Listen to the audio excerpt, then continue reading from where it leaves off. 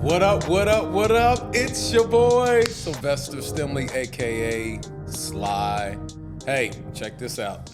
You might have noticed the location has changed. Man, here at Keeping the Kingdom, we're not tied to a location. We just go where God sends us. And I am here with a very dear, special friend, Mr. TJ Antone. And we are coming back. I told you we were coming back for part two. We knew that first one, we were like, man, this thing could probably go about a day. So I said, all right, we're gonna run it back. And so here, he's graced us with the opportunity to just set up in his crib. And so, man, thank you for having us. Appreciate that, brother. Man, I'm excited. I'm super excited. Yes. You were like, I'm leaving on Saturday, so for spring training. You're like, dude, podcast. I'm like, Yeah, let's get it done. let me know when. Yes, sir. You actually told me that on Sunday, and I was like, can you come by Monday? And you're like, no, I can't. I got busy. So I was ready to rock. But I appreciate you coming back out. I love spending the time to tell the story. And you were mentioning that a lot of people had more questions, right? So I hope that I can answer some of those questions for people. And God's been so good to me, and I just want to share it. I just want to tell people about it. Amen. Well, hey, check this out. As we get ready to unpack this, remember, at Keeping the Kingdom, man, it's not just a saying, it's a lifestyle. And so, speaking of lifestyle, there's some things that are very passionate and dear to me when it comes to the pro athletes God has blessed me to work with. There was a season where you were very, you used to nag me almost to a point. You was kind of like a little fly. Why don't you just tell? Because I was working with, I'm not going to say his name, running back that won a Super Bowl. We went and spoke, all three of us, at a university. At UTA. Yep. And so, you got to meet a lot of these guys. You got to meet a quarterback that went over to Virginia Tech and wrecked some records over there that Vic had and quite a few. And so you would always be like, yo, why is it that you don't really advertise to tell people?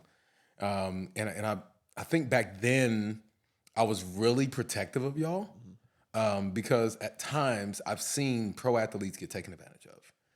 And it would frustrate me because people don't understand what you all really go through. You're humans, you're souls. And so I believe God has allowed me to be able to have the success that I had in the industry. Not just to go around and brag about who I got to work with, but really to be a spiritual coach for y'all. And we talked about that before.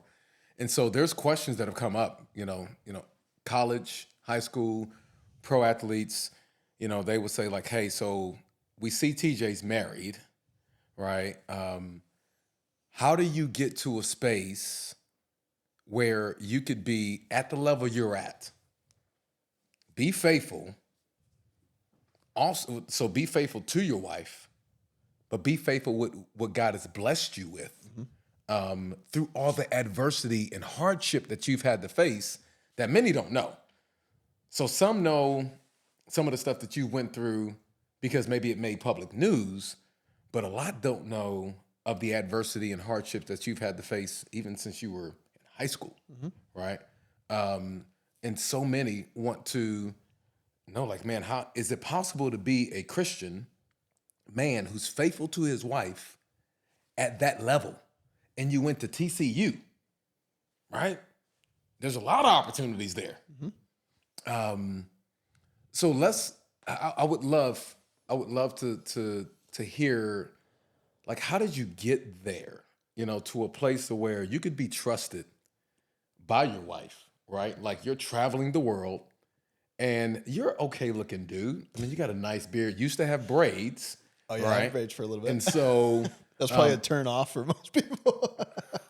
I mean, you kind of look like you was in Italian mafia, just a little bit, But no, I mean, but you're a handsome dude, man.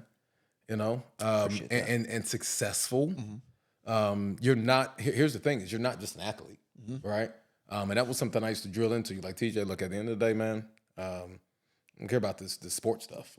You have a responsibility, you have a special gifting, and I would say outside of baseball, and outside of being an entrepreneur, you're a speaker. You know what I mean? We know that. You just have this ability You're a coach. You're a coach's coach, you know? And so I would love for you to help young athletes, male, female.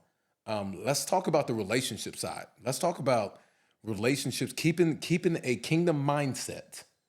And let's just speak from a high school perspective, right? Because in high school, a lot of times as an athlete, man, like there are no boundaries. Any woman that comes at you, any young lady that comes at you, you're like, yeah, let me bag that one, right? Correct. Especially when you're successful. Yes. And you are, kind of did okay at Legacy High School. Kind of. I mean, I don't know. So I don't even know how to ask this question, but let me just maybe say it this way. Not why, but how did you get to a space where you were content when you met Kelsey, being faithful and just staying locked into that relationship? The first thing that comes to my mind is when you Google Mount Everest, Google search images, Mount Everest, what pops up? Mount Everest. The peak, right? Oh, yeah. The very top of it, Right. right? That's what, you see. You see the peak. You don't see the trail from the bottom. You know what I'm saying? You don't see the all the stuff you have to go through to get to the peak. And while like you brought up what, how is it possible, right? Or however you want to word it, right? It's because of everything that I've been through. It is because of the growth from the beginning. It is because of the first step you take up the mountain. That's good. And sometimes, I don't know if you know, but like Mount Everest is, you got to think of it, it's like so many feet above sea level, right? So in reality, you're probably getting closer to the top without realizing it for a little bit. You go to the local city, right? And that's probably already 1,500 feet above sea level. Right. And then you're getting a little bit closer to the next city, and that's like, 3,000 feet above sea level. And then you're like, oh wait, I'm already partial way up this mountain, right? And that's kind of like, I feel like that was my walk. I have a great set of parents that I grew up in the church, a great father figure. And I watched how he, had a relationship with my mom, and, I wanted that. I respected that. And, I started out on that city that was 1,500 feet above sea level, and not everyone gets that ability. And I understand that, but,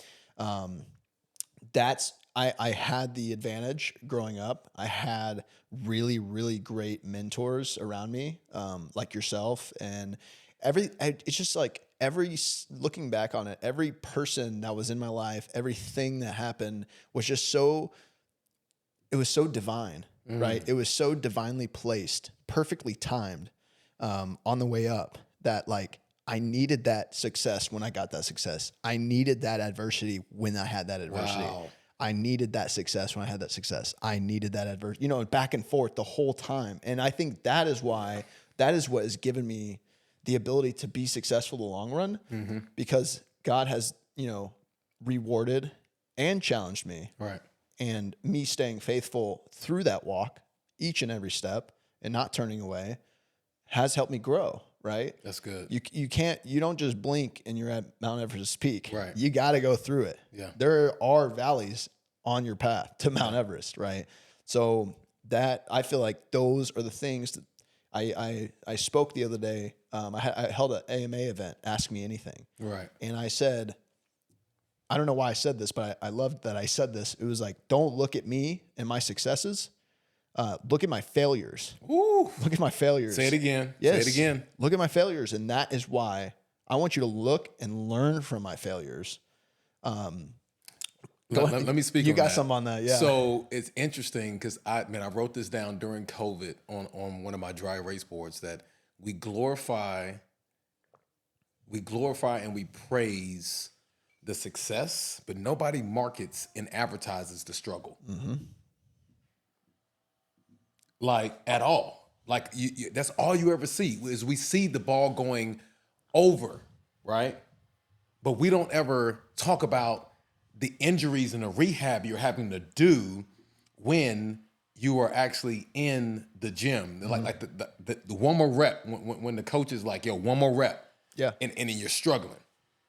Or when you are in the not the rehab room. I guess we can call it the training room. Let's call it the training room. Yeah. And now you're having to do some uncomfortable movements Yeah. that hurt. Hurt. So nobody wants to glorify that. No. But as soon as we see that ball take off, or the strikeout, right? Yeah. So we glorify the success, but we minimize the struggle. Yep. And there's benefit. And the struggle is the most struggle. important part. Man, it's the most the important most part. important part. That's it. Yeah. The struggle is it.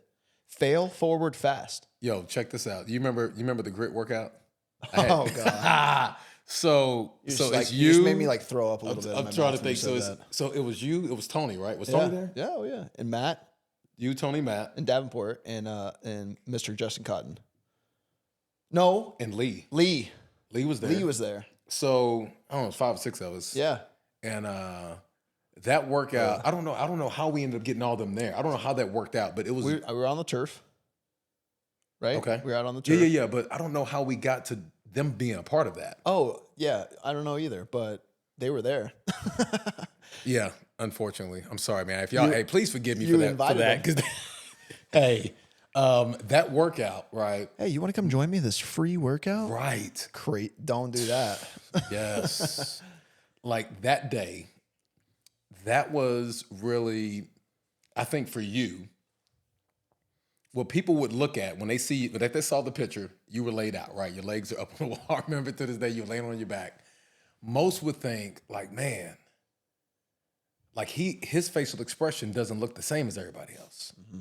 But what most people don't know is the years of pain that you went through to get to that place. Yeah.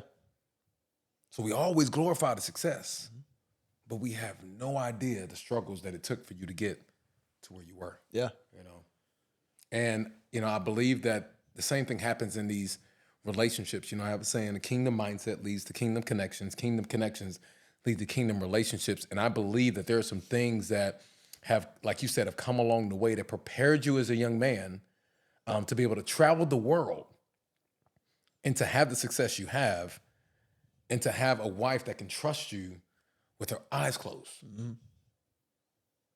You know? And vice versa. Right. Me being able to trust her, relationships two ways. Right.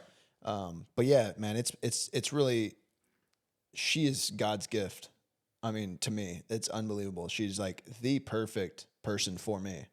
And so I'm just so happy that I met her at TCU. And we actually, whenever I was there my freshman year, like we dated a little bit, right? Very sparingly, saw each other. But by the end of it, like, I was a freshman. I was trying to enjoy my freshman year. And, Just a little bit. And she was like, she was upset with me, right? She wanted to set me to settle down with her. And I was like, nah, looking back on it, like, again, that was the best thing to be happening in that, because I learned. Right. I learned through those moments that that's not how relationships are formed, right? And I transferred to Weatherford College and texted her in the summer before and was, like, hey, like, you're the only person I'm texting right now. And there's a reason behind that, right? And we got to talking and then we started dating, right? But we went through a lot of trials and tribulations and adversity before we started dating, right? And now that is what has helped us grow so much. So good. So good. So one of my favorite verses, we got to go here just because, why not? I'm going to guess I think Paul's is speaking to you right now. Hey, he already know, man. Paul is the man. Paul speaking. Paul is, man, is such a wise dude. Used to be Saul. Such a wise dude. You know what I mean? Yes. Like, man, if we can just, if we had enough time in our day to read the New Testament before we started our day, I think everybody'd be a lot better. I'm just saying. But let me read this. I've read this before, and if you're watching this, bear with me. I know you're probably like, man, here he goes again with Romans 5. Oh. Yes, I'm coming back for you. Just in case you didn't hear it the other 100 times. But check this out. It says, we can rejoice, too, when we run into problems and trials. For we know that they help us to develop endurance. Relationships, kingdom relationships require endurance. Like you just said it. It says it right there too. It says it right here. It's in the book. And then it says, and endurance develops strength of character. Oh, you're like, how is he tying this into relationships? Absolutely. Because you need to have good character in relationships. And then it says, and character strengthens our confident hope of salvation. But not only is it the relationships I have horizontally, but it's that relationship I have vertically, right? And this hope will not lead to disappointment. Some of us are disappointed in our horizontal relationships because we have not developed an endurance of spending time in our relationship vertically. For we know how dearly God loves us. Well, we only know that when we spend time with him, and you gain endurance when it is some intimate time spent with the Lord, because he has given us the Holy Spirit to fill our hearts with his love. Like, y'all have been married how long now? So y'all got married 4 years in 2019. Yes, This 2019. will be our 5th year come September 29th. Man. And so I would say here's what we know is a lot of people that got married around COVID, because this is pre-COVID, probably are, man, it like COVID can make things hard. Why? Because y'all are newly married and COVID happens and it's like, what? What's going on? Yeah. And actually, I felt like COVID strengthened our relationship immensely. Come on. Because I was traveling a lot, you know, and she's working a job and we were both okay with that. Like, she had to stay back some, and, you know, I hadn't made it to the big leagues yet. I wasn't making a ton of money where she could just like quit or like follow me and not, you know, work. And so she was working. She's a CPA. She's at a great firm here in Texas. And COVID allowed us to, you know, almost like, I hate, you know, to use this word, but like to consummate the marriage, right? To spend the time, the really good quality time together. And looking back on it, the very first time, and this gets a little more personal, but the very first time I ever told her I loved her was right after we spent a week together for Thanksgiving. We, you know, we were still going to school. I was at Weatherford. I had just gone pro, and then let me think about this. No, I was at Weatherford and she was at TCU, and my parents let her come down. You know, she stayed in her own room, whatever. But like, we spent a week together, right? For all Thanksgiving. Pause. And y'all are probably thinking, why did he point that out? Well, let's go there. Man, there is, Trying to keep it kingdom. oh, come on. It's a kingdom mindset, right? If you're I'm not even gonna go down that rabbit hole with high school, but in college, Yeah. what I love is that you honored her. Yeah.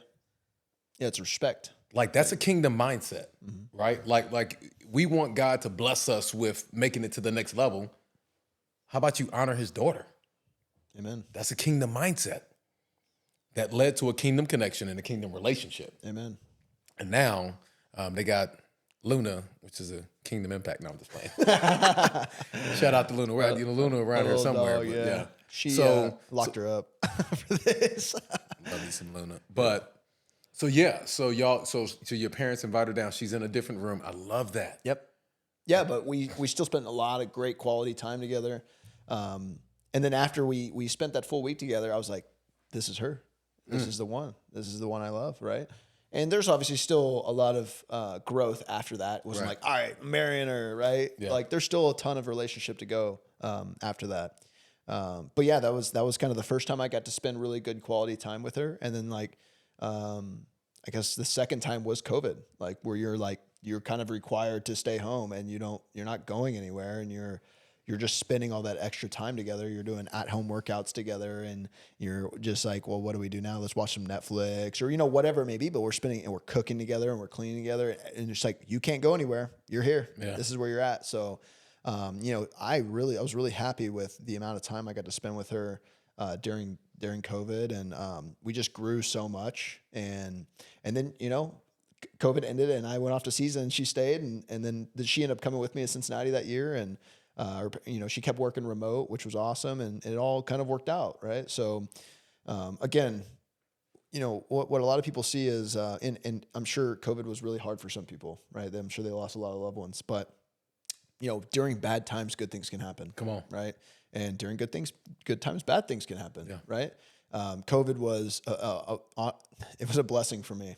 It was. I just got this. I got to spend more time with my wife. I grew immensely from there. I got my first big league opportunity because the roster expanded from 25 to 26 man. I was the 26 man. Right. I got All an right, opportunity. stop right there. Stop right there. Real quick, and then I also I opened my business at the end of COVID, at the end of 2021, because my clientele doubled. So talk about the 26. Like I remember, like DJ, we talked about this. Like I remember when you was just like, yo, we talked about it last time. I want to go to the next level. I'm like, all right, man, here we go. Another kid. But you was like, no, I'm serious. I said, TJ, look, man, it's more than just a physical piece. It's a mindset. Like your mind, because I had been in the locker rooms, I've been in the homes, I've been around the players, and I'm like, man, it's a different mindset to make it to that level and be able to have that type of sustainability, right? Because there's people that are still in the league right now that they're there existing, Yeah. and that's a whole nother conversation. But like you grinded, you had to go through. Like it wasn't like you went from here to here. You literally went. Yes. I touched every bag. Repeat a level. Yeah. Right. If I saw that, you went to the same spot. Right. Yeah. I repeated a level. Yep. That's it. Yeah. And so most don't even know that. So they just think, and I would, because not a lot of people understand the system. Yeah. But you literally walked footstep in front of footstep. Like you were at levels with guys that had been at the level, came down. God placed People passed me on the way. Right. And so Tell me that's frustrating. Man. To the ego. And so 26, like that whole year, I just remember. I remember the phone call. I remember you coming over to the house. Yeah. We cried. I was like, man, you have been faithful. Like when I say faithful to stewarding whatever season God had you in. You have to. And you were frustrated, but you were still faithful. Yeah. Right? Yeah. I view that as you have to. If you really want to grow, there's seasons of growing and there's seasons of success and affluency. And again, like the reason I'm successful is because of my failures. I would not, if I did not go through the failures that I went through, I would not be where I'm at today. I wouldn't be having this conversation with you right now. Right. My ego would have exploded. I would probably be, who knows what could have happened? Yeah. Like the reason the failures have kept me humble. The failures have I always been humble? No. I used to be a cocky little annoying kid, right? I had to learn it. I had to learn and grow and grow up, right? And just go through those things, right? And that's part of being human. Right. That's part of being human. I think so many times, especially, a lot of people that are watching this, they want their relationship with Christ to be better, right? And as you should, right? But you also have to have some grace on yourself and understand that it's going to take time. It's going to take time for you to go through a couple things and learn and grow as a human, right? I always, now that I'm on the other side of it, right, of high school years, college years, when you're in high school and college, you think you know everything, and you just don't, and that's fine. I thought I knew everything, but like you were saying earlier, I asked a lot of questions, and I wanted to know everything. Knowledge for me, knowledge is wealth. So let's speak to that real quick, because there's a lot out there about training, about like who's doing it this way, who's doing it that way. So most people, this, like I went down to IMG, got certified at one of the top places in the world to go and get credentialed. And people would always wonder why people wanted to like work with me. And I'm like, it's not, it's, I don't know it all. what I've done is I've learned from my mentors' failures.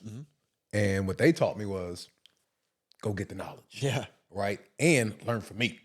And so my hope is those that are watching this are hearing what you're saying. Like, this is generational passing on. Learn from the mistakes. Yes. Learn from the failures. Yes. You know, and I remember there would be seasons where we would be, I'm trying to think, maybe I would be working out. There's one specific, I don't know if it was a squat or deadlift, and you come rolling in the gym and, you know, I'm lifting, I don't know what it is.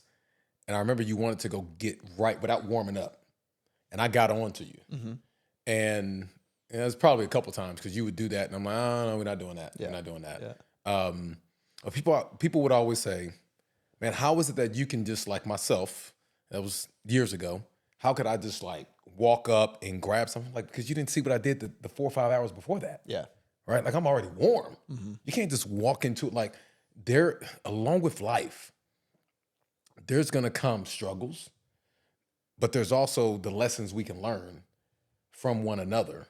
And my hope is that the guys that come in your path, the guys that come through COVA, and I don't know if y'all open it up to young ladies or not. I don't know if we're there yet, but anyone that comes within your proximity, that they learn from your failures, because man, it's gold. It's so much gold. Yeah. I think there's gold all around us. We just have to open our eyes to it. You know, I grew up and I saw, I don't want to name any names, but there was failure around me and I watched it happen right before my eyes. And so I just kind of always vowed to learn from other people's mistakes. Yeah. You know, I was like, you know, if I could learn from someone else's mistake, I don't have to go through it. And doesn't mean you're not going to go through it, but if you can learn from their mistake, you're going to be ahead of the game, right? So when that trial comes, you're going to be like, oh, I know how to navigate this. Now I'm through it, right? And then that season of winter isn't, 2 years long. It's 2 months long, right? And you go through it and you navigate it and you learn a little bit more about the details of how to navigate that failure, and you graduate, right? You graduate. So yeah, huge on learn from other people's mistakes. I think if you could live your life with one rule, I mean, besides love God, your heart, with all your mind, with all your soul, and love your neighbor as yourself. I see where you're going. Besides that, learn from other people's mistakes would be a very high rule in my book. That is, I agree, because we live in a time where no one wants to endure pain. Like, it's so weird to me. Like, I cannot quite place my finger on it. Is the instant gratification society that we live in. That's where I put my finger on it. Where we're at now as a society compared to when you grew up, and then a lot of years later, because I'm way younger than this guy. Hey, he still looks great though. But when you grew up and then when I grew up, right, it was different, right, compared to the way it is now. Even the criticism, like, this is the part, like we were talking about this earlier. Like, I am. A lot of people don't know how, like, my mentors will check me in a heartbeat. Oh yeah. Like, hey, I need you to check your heart on that one. Yeah. Like, no, like that's not okay, right? And we were just in a season, or I don't know, maybe a space, to where when you're unhealthy or you need to be told something, you can't be told something. No. Like, it's wild. And I believe it is. You hurt their feelings. I think it's at a disadvantage to those that can't, because that's how we grow. Yeah. Yeah. That's how we grow. Yeah, you got to be checked sometimes. I remember, you still check me. Shoot. You need to be checked. You need to be checked. If you think you run the world, like, your ego's getting too big. Yeah. Right? So it's great to have people in your life that you give authority to check you. You have the trust in them and you tell them, hey, I trust you. If you see me acting out of line of how I think I should act, or you think I should act, tell me that right when you see it done. That's good. And when you give someone that trust, that just it's the guardrails of your bowling alley, right? It's come on. it's the bumpers, right, that are up. If you don't have bumpers up, where's the ball go? Right. To the gutter. Come on. Make that one a clip. Clip on. that one. That's Put the bumpers solid. up. Let people around you be your bumpers, right? Yeah. So you don't end up in the gutter. That's so good. And if you're looking at it through the wrong lens, you could see the bumper as a handicap. Yeah. And really, the bumper is to keep you from ending in destruction. Mm-hmm. And when you're, I don't want to say an immature, let me think how I want to put this. When you're not seasoned. That's a good word. I like that. When you're not seasoned, oh, okay, all right. Oh, yeah, we got to go here because we just went here. So we're the salt of the earth. Oh. And I don't even know if we got into this. I don't know if we got deep. We didn't get into it. So, yo, check this out. I need you to read this. Pull this up on your phone. That's a Sermon on the Mount.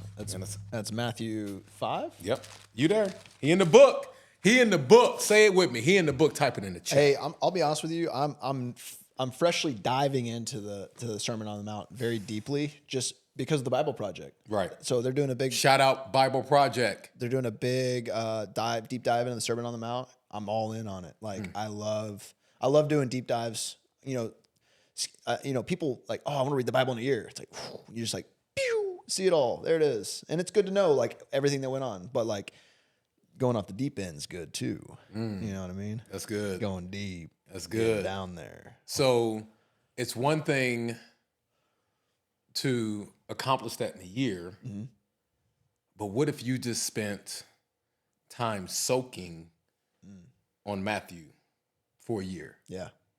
And you know what? You know what's so interesting is a lot of Matthew is red, the color red. Okay? Who's speaking that? Jesus, right? Who do we want to be like? Jesus. And then what do we ask ourselves when we're trying to grow in Jesus? Oh man, if I could spend time with him, if he was a real person, I'd be able to understand. You have it right there. Right there. Right there is right there. Right there. It's red. It is red. It tells you this is the God of the universe speaking right now. Here's what's wild about this. And I love how the Bible, like how we have like this to red, right? For me, what it tells me is like, I need you to stop. Because when you get to a red light, just stop moving and look and pay attention. Wow. Like, so when I see red, if I'm reading, I'm like, oh, I almost went too fast. Yeah. Let me stop and let me look all directions. Let me observe. Let me just wait until he tells my spirit to move to the next verse. We're going to sit right here. That's beautiful. But too often, blow those stop signs. like Forrest Gump. Yeah. I just ran. Yeah. So let me unpack this. This is wild. Seasoned. Right? So salt. Back in the day, they didn't have refrigerators. Yeah. So they had to use salt for seasoning to preserve the meat. Nowadays, if we went, man, and this would be hilarious. Imagine if you pulled up to Chick-fil-A. Because, I just think they got you like Chick-fil-A fries? I love them. Man, imagine if you went to Chick-fil-A and you pull up to the drive-thru. You're like, yeah, I'm going to get these fries. I'm going to get these chicken nuggets. Yeah. Hey, thank you. My pleasure. My pleasure. Right? And you get up there because, they like fast. Like, they like get in and out. So you pull up and you're already gone. So you can't go back and ask anything. You get to the thing and you just like, yeah, reach over and just, what is that? And it don't have no salt on it. If it's McDonald's, you're probably going to be okay. But Chick-fil-A people? No. Oh, no. They pulling, they got that Cadillac turn. Yeah. They go pull in there and just march in there, and you're going to ask for a new set of fries, a new order of fries. Why? Because it's unacceptable to have Chick-fil-A fries without salt. And I have never, in the amount of time, ever, I know you did. Did you just say that? You don't like salt?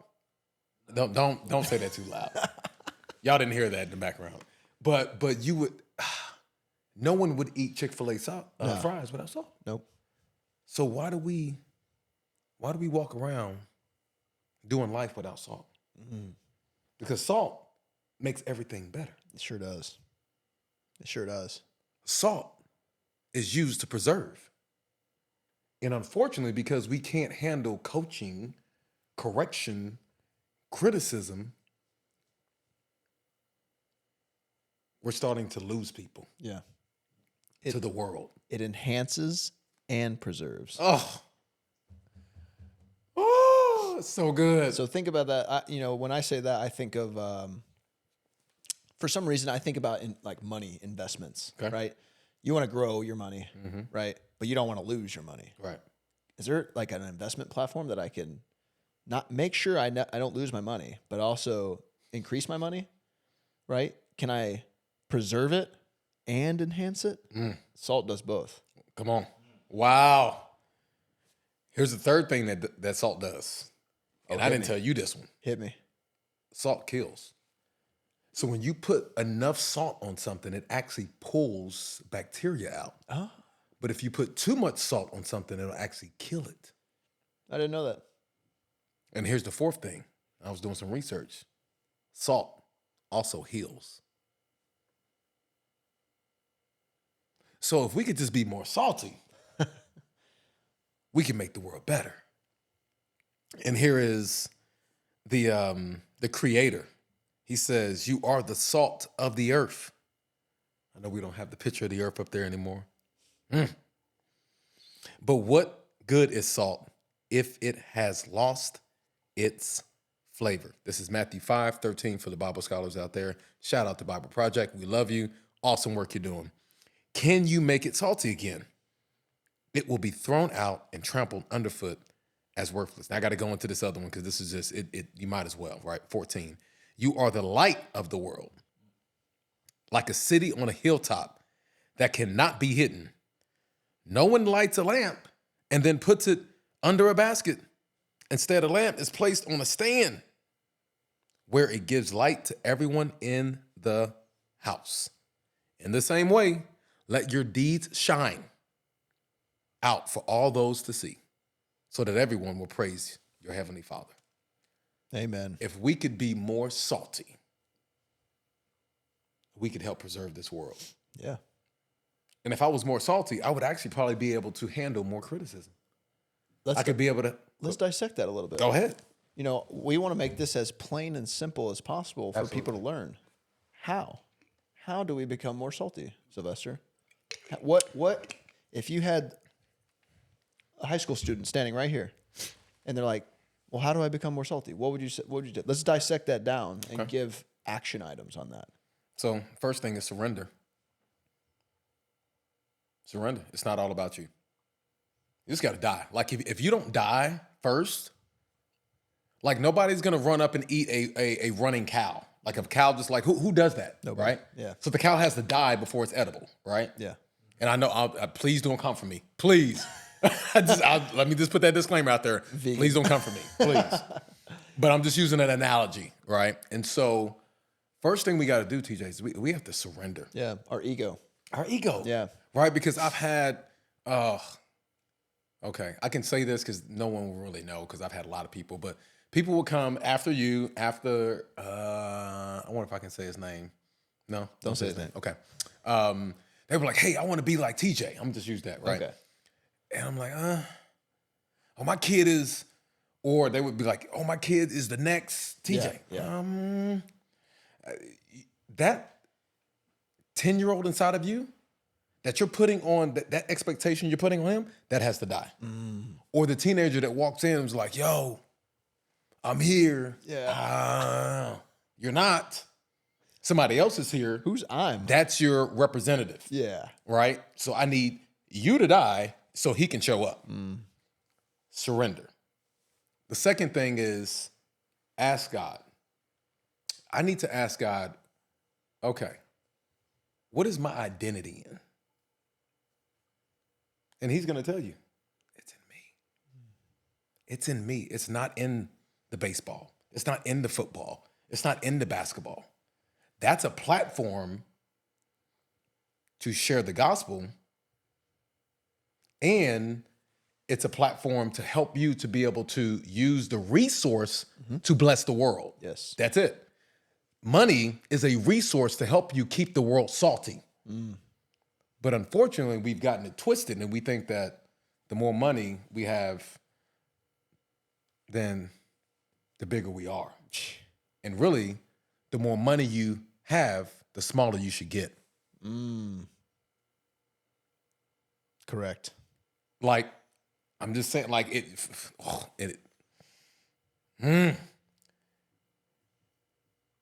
problem with those that have made it, they've lost it. There's a reason why the guy that has the plane, not everybody, I'm not saying everybody, that has the bag and that have the women still feel empty. Because they made it, but they lost it on the way. And in fact, they never found what they lost when they were like 5. That's the reason why they're chasing that. But if they would figure out a way to surrender and say, Lord, like, I'm chasing this thing, and this thing just ain't feeling me. And then ask God, like, hey, like, why did you give me this mansion? Why did you give me, these titles behind my name with, major bank accounts and all the things? If we would ask him, he would tell us. Yeah. And he would say, it's because I want you to solve the problem of poverty. I want you to solve the problem of homelessness. I want you to solve the problem, of the neighborhoods that are dwindling down, and they're forcing people out of those neighborhoods to build things, and then they end up in another neighborhood, and then, or the sex trafficking, all the things, right? Like, TJ, have you thought of this? The amount of money we have in this world, why do we still have issues with sex trafficking, homelessness, the adoption system? Like, these are, let's just say those 3 things. If every pro athlete that is making maybe 5 million, let's just say 5 million, maybe took 1% of their earnings. I don't know the math on that. You're a math guy. What's the math on that? That's a lot. What if those resources every single year, and some do, but I'm saying every athlete, if that was in the contract, if we really wanted to change the world and preserve it, Yeah. let's start going after the things like homelessness, which sometimes comes from the adoption system, because they graduate out the system and they never had the proper resources, right? Or the medical system, right? You have families that can't get medical needs for their family. There's somebody right now that's in the hospital that they don't know how they're gonna pay for the medical bill. Yeah. But we'll go and throw money at a bar. I was gonna go there. we'll drop 20, 30 stacks Yeah. at a bar. And we'll never get back. I've seen there's some teammates of mine that have $150,000 necklaces. It's absurd. It is absurd. I mean, it's crazy. But when you say that, I always think about a piece of toast. I don't know why my brain works in analogies. Well, pictures, like I like pictures, so this helps all me. right, This hear me helps out. me. This helps me. Piece of toast. Okay. Go to the fridge. Get your butter out. Okay. Big old slab of butter on the toast. Come on. Now is now toast is that means bread toasted. Yes. To make sure we're on the same page, because you don't put butter just on regular bread. We ain't doing that. So what is that all you do? You just have a big old glob of butter on one side of the toast? No, you sir. spread it. Yes, sir. Right? Come on. And that makes the whole piece of toast good. Yeah. So like when I think of very, high net worth individuals that aren't spreading their resources, aren't helping in any way, you're only getting this much goodness. Right. when you could spread the toast across the whole, or sorry, spread the butter across the whole piece of toast and have and it would all be good Right. for everybody, including, right? So, maybe a bad analogy, right? But that's the way I view it. It's like we need to be able to take what we have, our butter, right, our salt, and spread it. So here's what I hear you saying is that he's the source that provides us the resource for us to help the world. Yeah. When I understand that it was given to me to bless others, I'm actually going to be blessed when I serve. Yes. Because it makes everything better. The whole piece. Mm-hmm. It works all things for good, right? And I think sometimes we miss it. Like I truly I truly see that analogy as a, when you look at, we'll just use the game of sports, right? Like when you look at what we will go through to get, we'll go and buy all the things for our kids to play a sport. If I'm a CEO or whoever, but I may not even be home. So I'm buying it, but I'm not present, right? I'm putting him in all these things, sending him to play these, to training, but if I don't have the right mindset, it won't help my son or daughter make the right connection, potentially not helping them understand kingdom relationships. And when they make it to a level and they are at that platform, they've made it. When God opens up that door like he did for you, everything that the source provides to you as a resource, they don't understand it was all given to you to have a kingdom impact. Yeah, exactly. Like we just, we hold on to it. We're like, no, or we just spend it all on ourselves. Yeah. And I just find that so wrong because not only myself, but, really anyone who's made it to the top, there's no possible way you could have made it there by yourself. Right. There's a lot of people along the way, even just your parents paying for your first glove that gets you into baseball. Like people are putting into you on the way up. Right.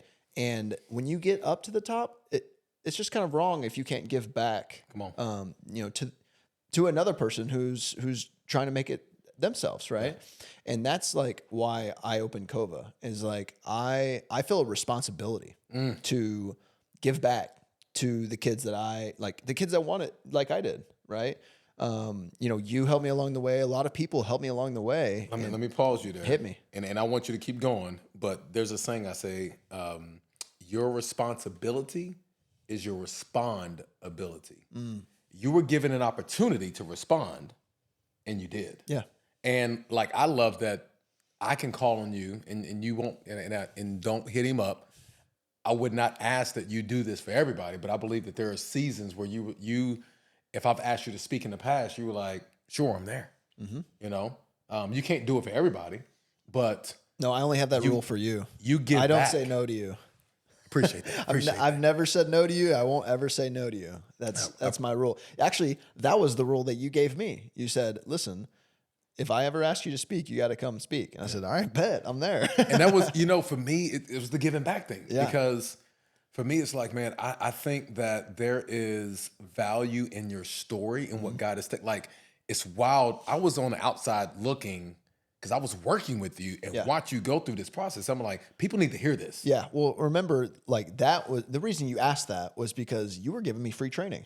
Yeah. I was in the minor leagues making $8,000 a whole year. And you were like, hey, how about instead of paying me, you come and speak and tell your story, to people that I think should, hear your story. I'm like, all right. I just want you to think that's a seed. I think that's a fair trade. I get free training and I'll go and do this for you. Right.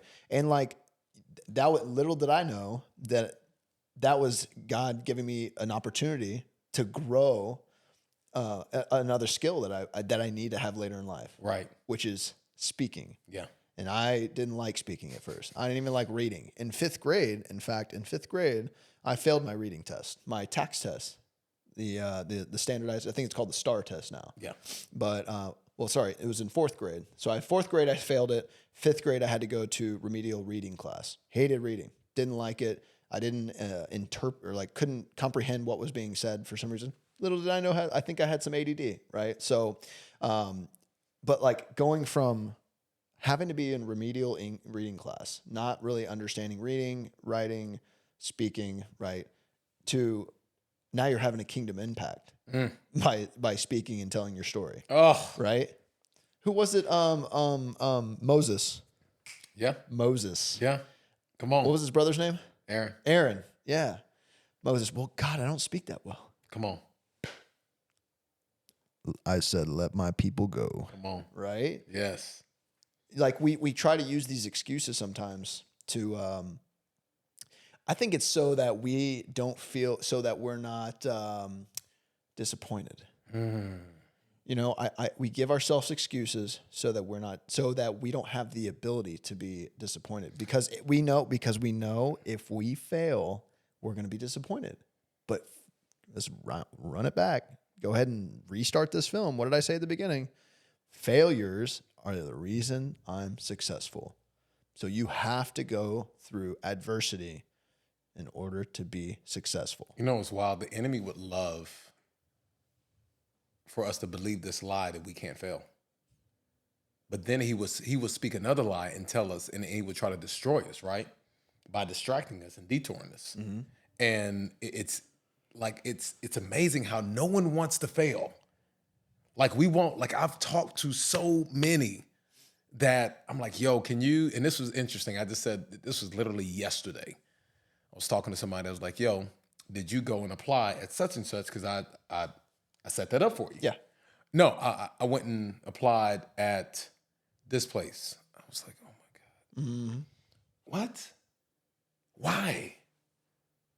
It's the failure. Mm-hmm. Yeah. Afraid to fail. Yeah. Afraid to fail. And the enemy, man, is, oh man, this dude is, it's like we sometimes forget that he's not that smart. Not smart at all.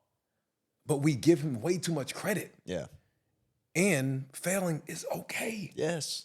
Because it's what strengthens us. Yes. You know, and so I always think about muscles. When you go to the gym, you are not increasing your muscle size. You are breaking down tissue. come on. You are breaking it down. The only time your muscles repair are when you're sleeping, right? And with proper nutrition and recovery. Your muscles do not get bigger in the gym. Come on. They break down. Yes. That's, the muscle failing, Yeah. That's it. right? That's it. How do you get bigger muscles? You make them fail. Yeah.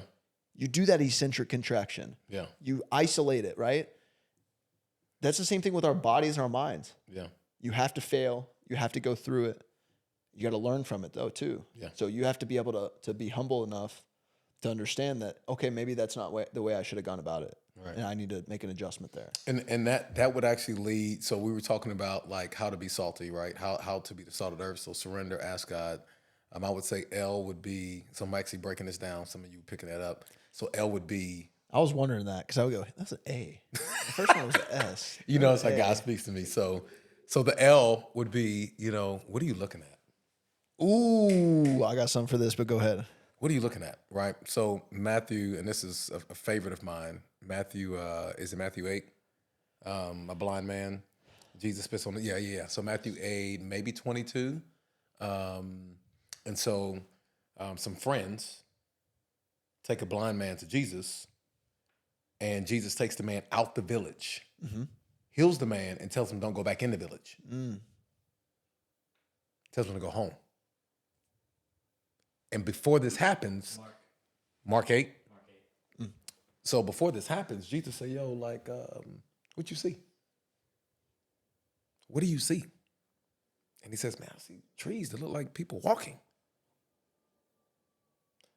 How would he know if he was blind, TJ? How would he know what people look like? How would he know what trees look like? And how would he know what walking look like? So it wasn't a physical blindness. It was a spiritual blindness. So the reason why sometimes we become unsalty is because of what you're looking at. Look at what you are looking at. So we're scrolling all day, going through the feed,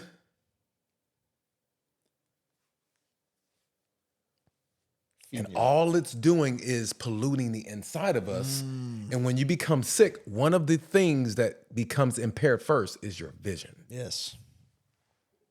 Yeah. Look at what you're looking at. Look at what you're looking at. I love that.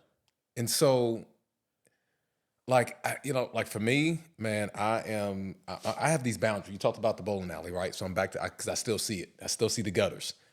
I have some strict boundaries, right? And I've talked to you, like when you started talking about dating, even when you wanted to get a new car and you had that red truck. Yeah. We talked about boundaries. No, TJ, you're not buying that. Yeah. Do a tantrum. Yeah. I wanted to buy a new car when I got my signing bonus. I was like, no, dude. You're no. like, no. Because and you know what? You know what I bought? I bought a house. Right. I bought a rental property. Yes, because I was like, you need something, because I had seen it. And I still have it. I seen somebody else fail, and I wasn't finna let you fail. Yeah. Because I was like, look, man, I've sat in somebody's house before that was like the size of like a block, and like the next year, he purchased way too much. Yeah. Mm-hmm. Right. He didn't have it. Yeah. Foreclosed. He probably should have got a smaller house, started with that, sold it. And so I was like, man, I'm not gonna let you fail like that. Now I was able to see into his life. I wasn't a part of his life. Yeah. And so I believe God gave me the ability to be a part of that as wisdom. Right? Yep. And so what are you looking at? I was like, okay, if I'm seeing that, I need to let you know, like, no, we're not doing that. Yeah. Yeah. And so, obviously surrendering, dying to ourselves, asking God, like, Lord, why are you blessing me with this ability to be in the league or whatever it is? It doesn't always have to be professional sports. And then be very intentional about what you're looking at. Mm-hmm. That's why I was asking, like, what are you reading, right? Like, I need to know the books you're reading, like who's in your life, who are you mentoring, right? Who's your team?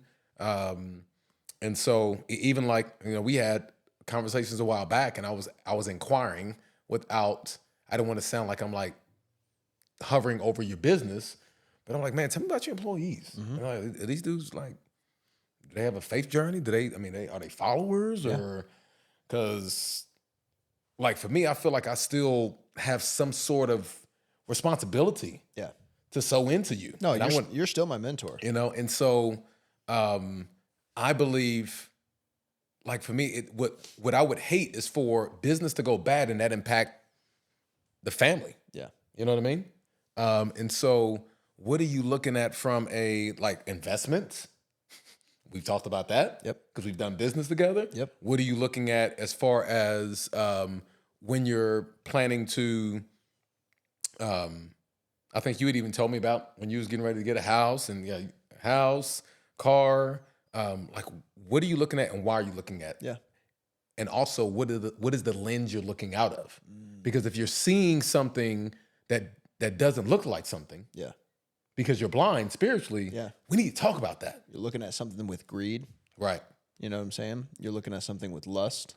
Yep. You're looking at something with pride. Pride. That's another good one. But like, those are all lenses that can blind what you're looking at. Yeah. You look at something humbly with a humble heart, you can learn from it, right? You can learn from a situation. So yeah, the way you look at something is, you nailed that. What you pour in. Come on. Talk about that one. Come on. Pour. Yeah. Yeah. Pour. Woo. Right? That's good. I forget how it went. You had it nailed. Play our unique role versus playing out of role. Oh. So one is pouring from an empty cup. Yeah. And one is pouring from a full cup. That's right. That's how it went. All right. Yeah. So what's your T? The T would be, what is this teaching us? What is this teaching us? Because at the end of the day, we should always be learning from every situation. Oh, yeah. Right? Like I can't take anything personal. Even when someone stabs you in the back, TJ. Like when someone starts a business after you've given them the inside of a business plan. Like you can't get mad. Right?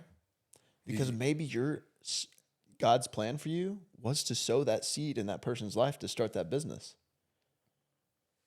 That's ego saying that was my plan, right? And I'm gonna be honest, I was there.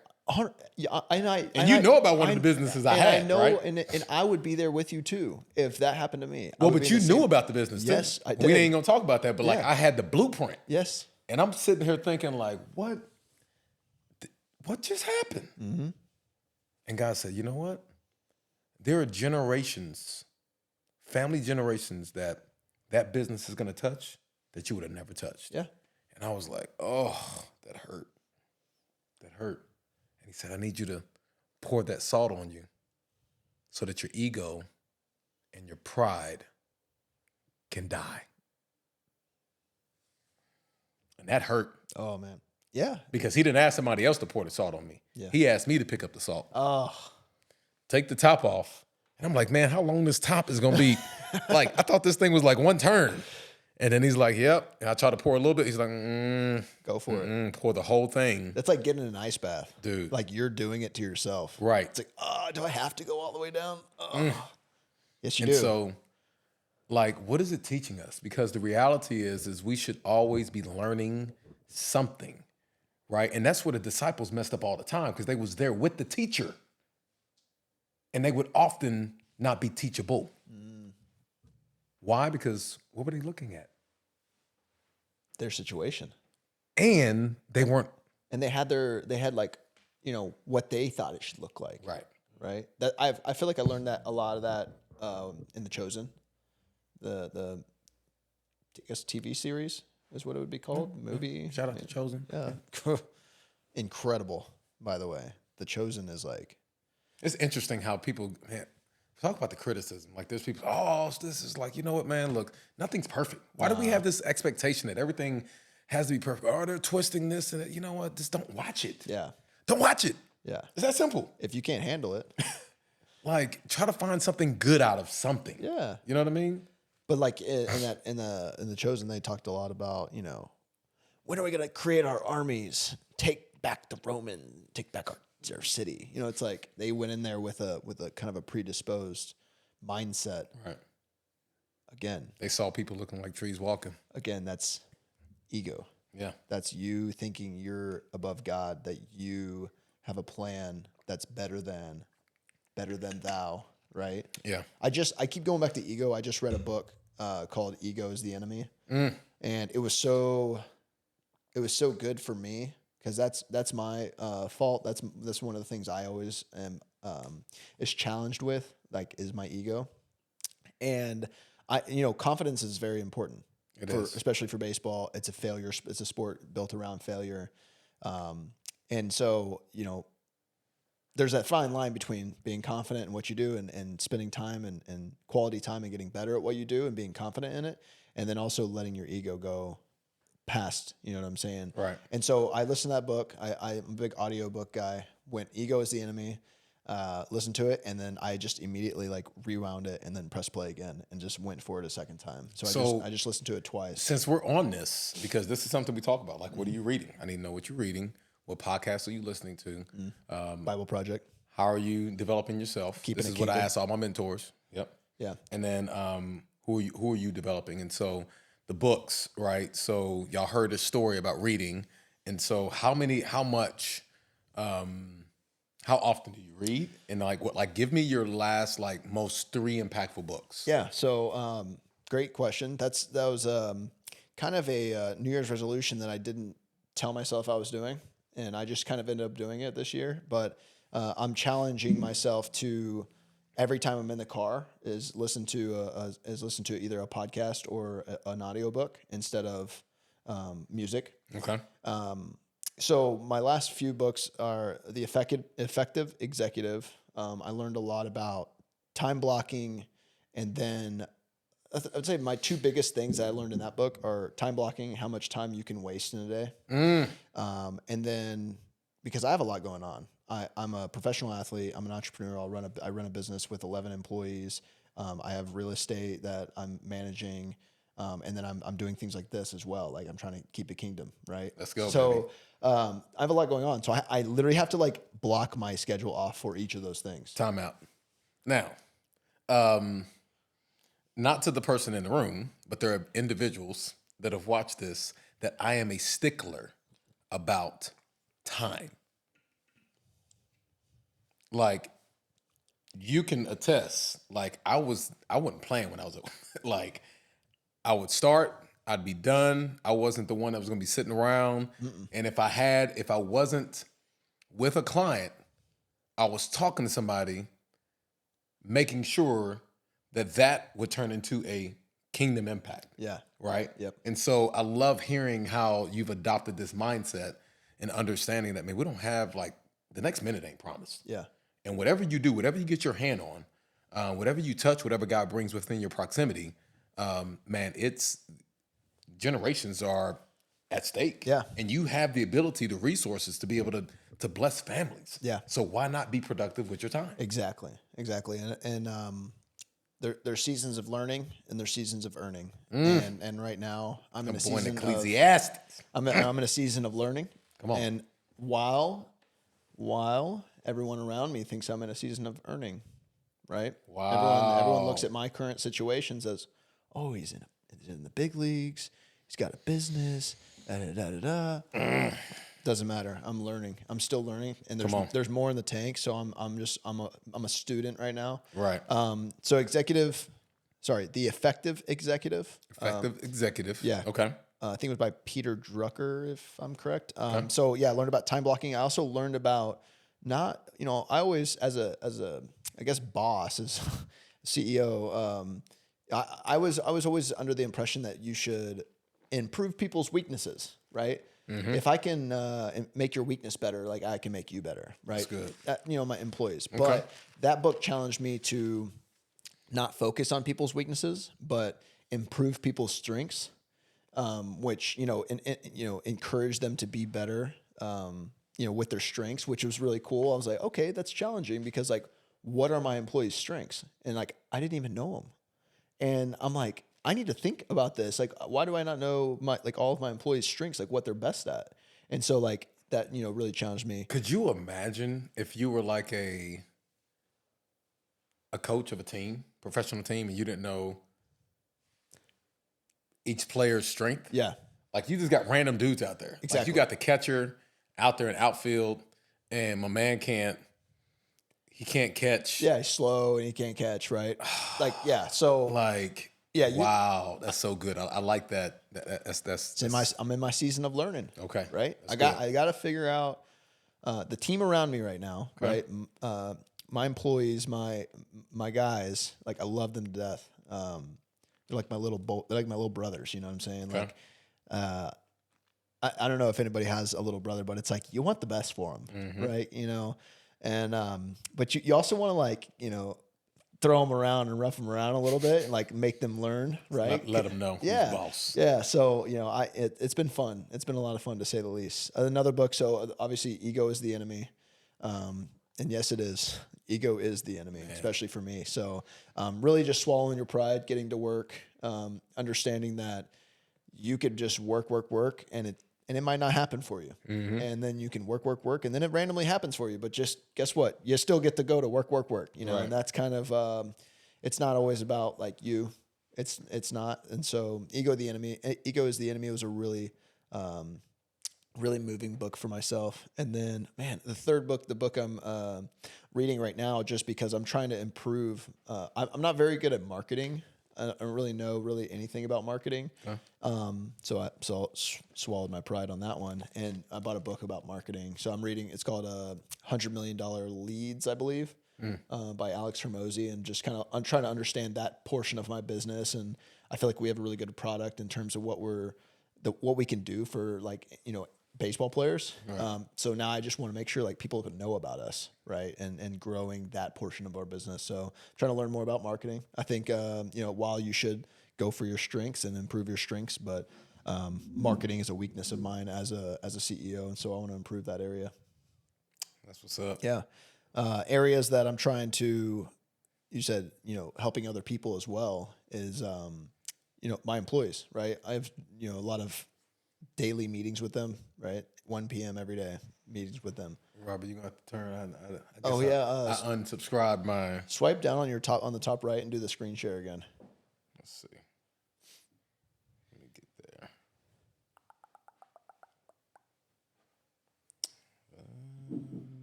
Let's get back up in there. Buffalo go back to the mountains? I think so.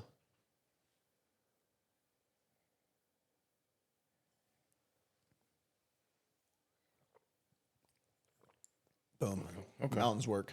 Yeah, let's do that. That way we don't have to worry about it. It keeps disconnecting. It's all good. All right, here we go. All gravy. Still trying to connect. Let me turn this thing off. Oh, there we go. Boom.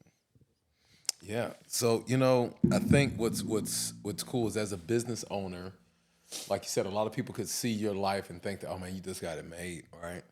And you said you're still learning, when most could look at it as, oh, he's just stacking the paper, just sitting back, going on vacation, and just life is just, there's no worries.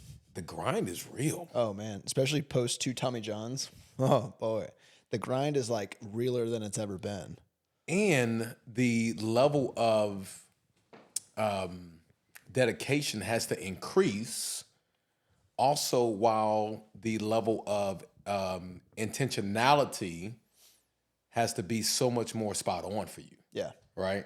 I mean, it isn't like you're just fresh coming out of college, and you're, I think people could get it twisted and just think like, man, life is just great for him, and he's just doing the thing. Yeah. And yeah, Instagram does that. Oh yeah. Because like Instagram's great. Like that is how you keep up with people. We're not right? bagging on it at all. That's how you keep up with people. And but unfortunately, you're gonna put your best foot forward on Instagram. Right. You're gonna show people. When Right. I just went to Africa this year. Super cool. Yeah. Like unbelievably cool.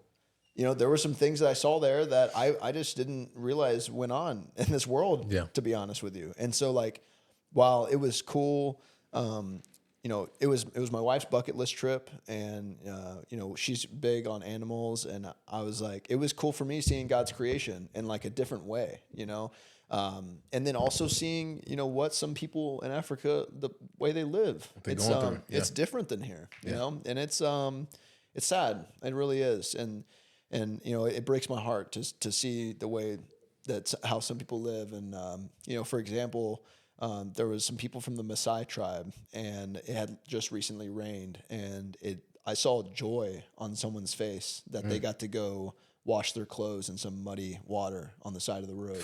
And you know what I'm saying? It's like wild. we are so fortunate to just have clean water. Right. And it's just like the most simple thing. Yeah. It's the most simple thing. And it really opens your eyes to what goes on in this world. And, a lot of people live like that. A lot of people in America do not live like that. I would say pretty much nobody lives in America like that. Is happy that it rained and there's some muddy water on the side of the road. I get to go wash my shirt now. Right. So it was very eye-opening.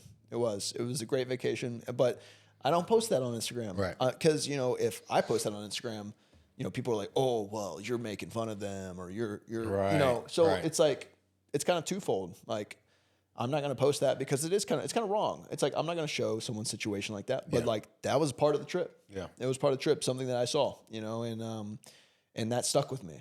But I'll just show you guys the cool. So again, you were taught something in that, right? So we're talking about being salty. So you went from where you live to another part of the world to be able to see, yes, it was vacation, but there was still something you learned. You were taught something on vacation. Yeah. And I think that's what helps us to stay grounded, because when we don't make those experiences, like we went to, I took our youth group to Lower Ninth Ward, New Orleans. And it's not like what you see out here, even in the hardest part of, the DFW. Like it's hard, it's rough. Kids walking around with, you can tell they probably had on the same clothes for weeks that have not been cleaned. Yeah. Probably not to that extreme, but it helps you to understand, man, the resources and what God gives me needs to be to help them. Yeah. And we went down there to help, rebuild the church and to bless the community and stuff like that. And so that's how you keep it salty. We were sent there to go and help preserve any hope that they may have. Yeah. And that's the reason why God blesses us with, like, I would have loved. You know, I had multiple opportunities. Some of those opportunities, I know God was just like, nah, you're not ready, bro. Yeah. You ain't ready to go and be a trainer for the NFL. You have not surrendered. You're not ready. Yeah. Like, no, you could be there, and who knows? Yeah. Like so for me, I'm like, man, okay, he was trying to protect me. I was not ready. Yeah. And so he blessed me with the opportunity to work with athletes and more athletes and more athletes. But I had to come to grips with that. Yeah. And say, okay, God, you knew better. Right. And to later see that some of those doors that open, I would have walked away from something that he did not tell me it was time for me to walk away from, to walk into something that was getting ready to end within a year. Yeah. So his provision, I'm like, whew, Yeah. good thing I it'll give surrendered you in. chills. Man, Yeah. I always like saying the rear view mentality. come on. You know, you have your rear view mirror. Like, that's when we see God's will in our life, is through the rear view. For some reason, when we're driving down the road of life, like, you know, it's tough to see God's will in front of you. Mm-hmm. It's tough. But then you pass it and you're like, oh, that was it right there. Yep. That was the reason I turned right instead of left, right? And, you know, we want to get to a point where you're walking in God's will and you can see it and you're living in it. Man, let me speak to that real quick. So you remember coming down 360 years ago before it turned into the tollway? Yeah. So you would have to exit off of Camp Wisdom? Yeah, way up north Yo. because they hadn't finished it. So one day, me and the fam are leaving, and I have the article. Me and the fam were leaving, you know where Whole Foods is at in Arlington? Yeah. So they had just opened up a Blaze over there. So we go over to go get pizza. Now, I didn't want to go get pizza. I was like trying to go to, I was like, yo, let's make it at home. Yeah. Because Golden State was playing, and then it was an MMA fight. Oh, yeah. And it was a guy that I was working with, and I was trying to watch him fight. And so, you know, and Curry was cooking. And so I'm like, yo, let's make some homemade pizzas. Now I'm saying this to myself. I'm not telling my wife because I'm being selfish. Yeah. Right? Somebody need to pour salt on me at that moment. So I finally give in. We go up there and we're coming back. And because again, I'm still trying to feed my selfishness. I am rushing back. And you have no other option. So it isn't like it's wide open lane. You have to exit. Yep. So we exit, we go through that first light, but it's back-to-back traffic. Because at that time, anytime you hit that, it's always back-to-back traffic. That day, the Monster Jam was at AT&T this particular day. Yeah. So I'm in, it's only 2 lanes. So we go through the light and it's moving slow. But there's a shoulder, but the shoulder ends right before you get to TCC. Mm-hmm. And it's not like you can't even tell, like it just kind of deads in. And I'm thinking to myself, man, I'm about to gas it and I'm finna go around. Yeah. Right. Yeah. Because I need to get, like the game starting. I don't want to miss the fight. And I felt like it was clear as day. Get over to your left. So I'm in this lane. He's like, get over. But I'm about to get over. I'm about to get over in this lane. I'm going that way. Yeah. As soon as I go over, truck comes flying by, probably doing like 100. Hits a car. Everyone can see the car go up in the air. Lights. You can see the lights. It almost looked like a UFO. Lands. The entire family is ejected from the car. Gosh. I pull over, get out. Mom screaming, Elijah, Elijah, Elijah. Oh my. You can't see anything because it's pitch dark. Yeah. And it's kind of down by like a creek. Yeah. And so take out my phone and I'm trying to, and you see bodies. Look down and there's a little girl, the car's on her chest. And there's a knot on her head. But that's not who she's looking for. The mom's like, Elijah, where's Elijah? Where's Elijah? And so nobody stopped. Like, I'm just like, what is going on? And so I'm just like trying to lift up the car, but there's a tree behind the car and you can't see it because it's so dark. Mm-hmm. Finally, somebody comes and they're like, hey, let's lift up the back. And we lift up the back and we find the boy. And man, it was the most heartbreaking moment. The boy ends up living. We began to pray over him.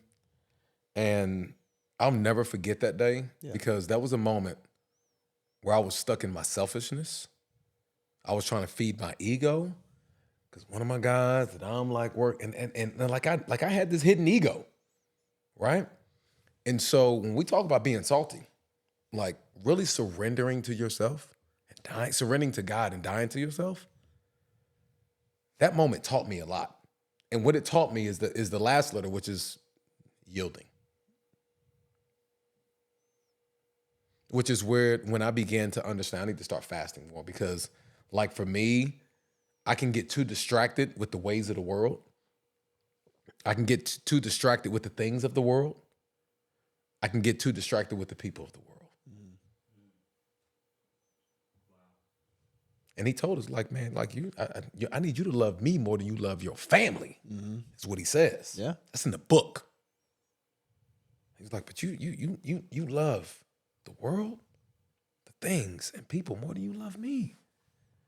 Like you almost put your family in danger for that. Yeah. For a TV I show. would never. For a game. And I didn't even tell people I used to work with these dudes. Yeah. You know, like how I was. Yeah. But I'm like, man, what is wrong with me? Yeah. That had to die. Yeah. That had to die. And so, like, even hearing it, some people were like, man, I didn't even know he. Like, yeah, because I kept it private. Yeah, you did. But there was a part of me that I would feed myself off of watching, Mm-hmm. And that day was the day I said, you know what? No longer would I live like that. Because TJ, when I say I was that close, literally as I'm moving over to the left lane, that's when that truck comes by. I would never forget that day. Wow. My daughter was in the car and my wife was in the car.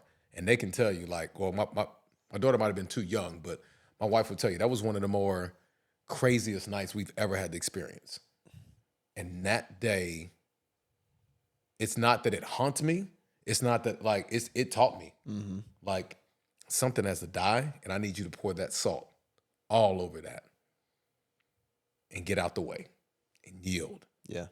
And so, man, I love that we get this opportunity. God gives us this opportunity. Mercies are new every morning that we get to learn.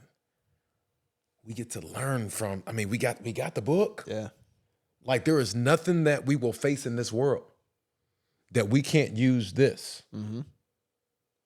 to help guide our path when we walk in relationship with him. Yep. Let's unpack this. As a pro athlete, you walk into locker rooms, you travel the world with a lot of people that ain't believers. I just did a pod with Jose Vasquez, and man, it's hard. It's hard because one could throw in a towel really quick and be like, yo, man, I don't know about this. Being a believer out here in these streets, it ain't easy. Talk to the young kid that's just struggling to pray before the game because he's afraid of what somebody's going to think. Or the one that goes to the youth group on Wednesday night or Sunday morning, but when they walk out on the field, they're kneeling and praying in front of everybody. Well, no. Sometimes they don't. Sometimes they're just like, man, I'm gonna leave that for Wednesday and Sunday. I'm not going. I'm not Christian. But No. you got the opposite of that too. Okay. The ones who don't show up Wednesday and Sunday, and then when the game time comes, they're over there praying, Come on. like the Pharisees Mm.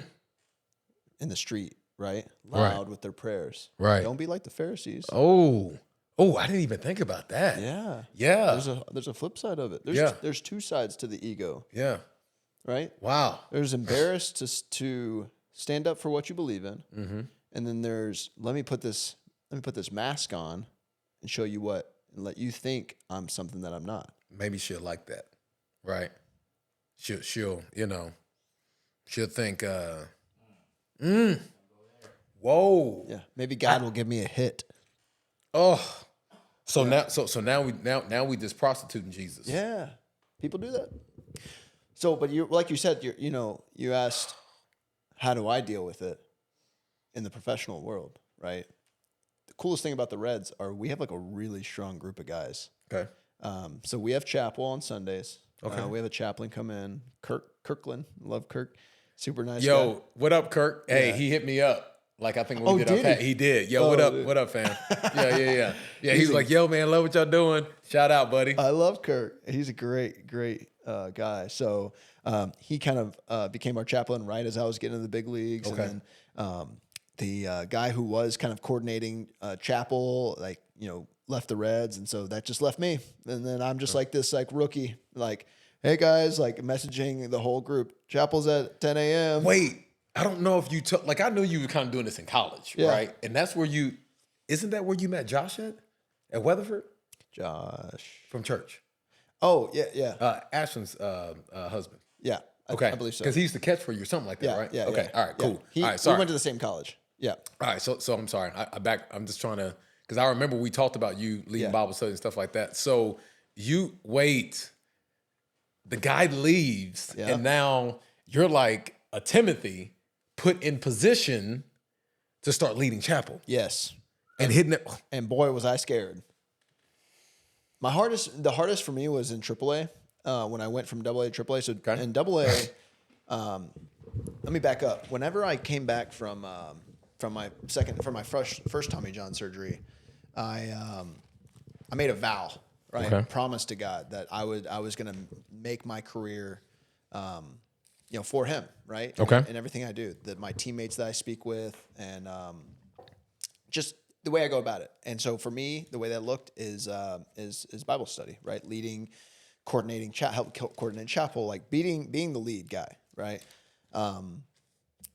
And so going from high A to double A, that group of guys that I did Bible study with, we went together, right? So when Okay. we went to Yeah, double yeah, A yeah. and we started doing Bible study again, right?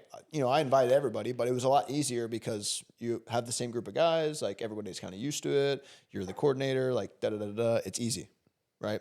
But then I went to AAA, and all those guys stayed back in AA, and I had a whole new group of guys.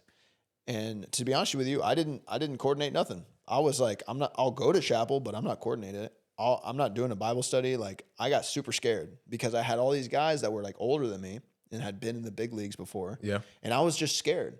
I really was. And I finished that year, and I was like, no, that's not how that's not the promise I made myself. Like, I said I'm living for Christ, and my career's for Christ. Like, I'm doing that. Like, I don't care if I'm embarrassed or if nobody shows up. Come on. It is what it is. I'm putting myself out there. I'm going to be audacious, right? And so when I went to the big leagues the next year, it was like in spring training, and the guy who, Michael Lorenzen, was like leading chapel at the time, and he came up to me and was like, hey, like, I'm going to be gone soon, so I want you to start leading this. And so I'm like, all right, and I'm over here having to send a text in a group chat to teammates that I haven't played with yet. Like, who is this guy? You know what I mean? And, well, I was the chapel guy. Wait, So, yeah. this dude is bivocational. So you're playing for the Reds, and you're the chaplain. Well, I mean, Yeah, so I'm not know. the chaplain. I know. Kirk But I'm is. just- yeah. But yeah, I'm helping coordinate. I mean, yours Timothy. You know what I mean? Like, wow. So, hey, man, that is you know cool. what my name is? TJ. Timothy Jr. Maybe I am Timothy. Well, let's just read it. I was gonna say Let's I'm gonna have to brush up on that. I feel a little rusty on my Timothy. Well, let's just read it. Yeah. So we're gonna go 2 Timothy. He knows where I'm going with this. 2 Timothy 1. Timothy, I thank God for you, the God I serve with a clear conscience, just as my ancestors did. Night and day, I constantly remember you in my prayers. I long to see you again. You're off playing with the Reds, and when you come home, I just long to see you again. For I remember your tears as we parted when you got signed. And I will be filled with joy when we are together again. I remember your genuine faith. For you shared the faith that was filled by your grandmother, Lois, and your mother, Eunice. And I know that the same faith continues strong in you.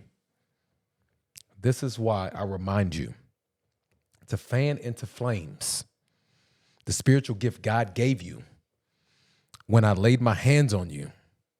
For God has not given you, and he has not given me, and he has not given you, and he has not given you a spirit of fear or timidity, but of power, love, and of a sound mind or self-discipline. This is deep. It is. Like, whew. You need to go read that Fan the flames. because that's you. Like your parents deposited that inside of you. And I've been able to watch this, like as we departed and just the things, and now you are sowing seeds and the guys in AAA and who knows what's happening. Like, It's so much bigger than me. come on. You know what I'm saying? And I always, again, if I recognize my thorn in my side, right, which is me, it was my ego, thinking I deserve something. The thorn in my side is the ego. If I can surrender to that and understand that it's not me, though, it's not. Yeah. I know you say like you're proud of me. It's not me doing all this. You're right. It's You're God right. doing this Yeah. through me, man. And Yeah. it's like, it's cool being a part of it, being Right. a vessel for Him, Yeah. right?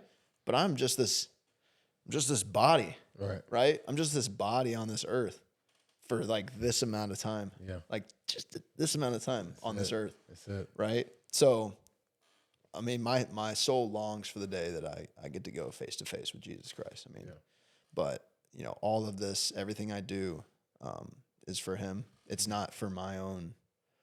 I don't know how I got there. Yeah. I don't know how to get there. I guess I'm still learning that. I don't know if I'm there. You know, Right. I am still learning it. So I don't know if I have the answer to someone who watching this. Like, how do you get there? Right. I'm still on that journey to Mount Everest. That's good. I'm still on the journey. I haven't got there yet, but like, I'm walking with somebody. Yeah. You know, and that's all you can do. Yeah. Is follow His footsteps. Well, and you get the L part, right? So look at what you're looking at. Are you looking at Jesus? Yeah. Because if you ain't looking at Jesus, then if you look down, your footsteps are probably going to be leading down a path that is away from your calling and purpose in life. Yep. All right. And so, like, I think that, and I love how you continue to give God the glory and the honor. You're like, you know what? He's just using me, and until he calls me home, I'm gonna rock with him. Yeah. Right. And I think that that's how you keep it salty. Right. That's how you keep it salty. You continue to die to yourself. You surrender. You ask God, like, what do you want me to do with my resources? All right. I'm gonna continue to look at you and not look at the world, not look at the possessions, not look at the people, so that I can be taught something. Teach me something, Lord. And I'm just gonna yield. I'm gonna let you have it. And so, man, I am like beside myself hearing that you stepped into this kind of chaplain assistant role while playing for the Reds. And I think that's cool because I think it's these things don't get told, right? So these things don't show up on the stat sheet. No, nobody knows that, Yeah. right? These things don't make the highlight, like ESPN. Dun-dun-dun, dun-dun-dun. TJ, he brought a Bible study today talking about being salty, right? Matthew 5. No one's talking about that, right? Dun-dun-dun, dun-dun-dun. TJ, he just had 5 people give their lives to Jesus. Dun-dun-dun, dun-dun-dun. TJ, he just baptized 15 people in the training locker room. Dun-dun-dun. Nobody's talking about In that. the cold tub. You know what I mean? Get down there. Like, it's man, it's beautiful to be able to see. And this is why this exists. The kingdom mindset, we say it, kingdom mindset leads to kingdom connections, kingdom relationships have kingdom impact. And here you are leading in such a way, guys that have gone past you, come before you. Yes, teammates for the Reds, but really teammates for the kingdom. You know what I mean? Yeah. Like y'all were training, but it was spiritual training. Yeah. And who knows how the chapel is going to impact the man being faithful to his wife because y'all got in the word. Who knows how the chapel is going to keep somebody from committing suicide because y'all were getting in the word. And they're looking at like, this dude didn't have 2 Tommy Johns and he's still like, he just walking like this dude walking through the fire. Like Shadrach, Meshach, and Abednego. Mm-hmm. You know what I mean? Like they looking at him like most people with 2 Tommy Johns ain't really doing it like you doing it. Mm-hmm. Most if you get 1 Tommy John, you just in. like yo, I think I'm gonna have to wrap this up. I'm gonna go to Winn Dixie. Hey, and real quick, and I'm not gonna act like I haven't had that thought. Oh, come on. I'm not gonna sit We here. didn't have some phone calls up in here. I'm not gonna sit here and act like No. I've never had that thought before. Oh my gosh, every day I'm challenged by that thought that goes through my head. Yeah. That's the devil speaking. Oh yeah. It's about the time to wrap that up. Yeah. I think you're done. Yeah. Nah, No, I'm not sir. listening to that. I'm not sir. putting that in my mind. Right. I'm not Take putting that in thought it. captive and make it I'm obedient not to doing Christ. that. I'm not doing that. Come on. Yeah, I think one of the coolest things, I'll try and make this as quick as possible, is I came back from my second Tommy John. Are you telling me we got to wrap this up? What time is it?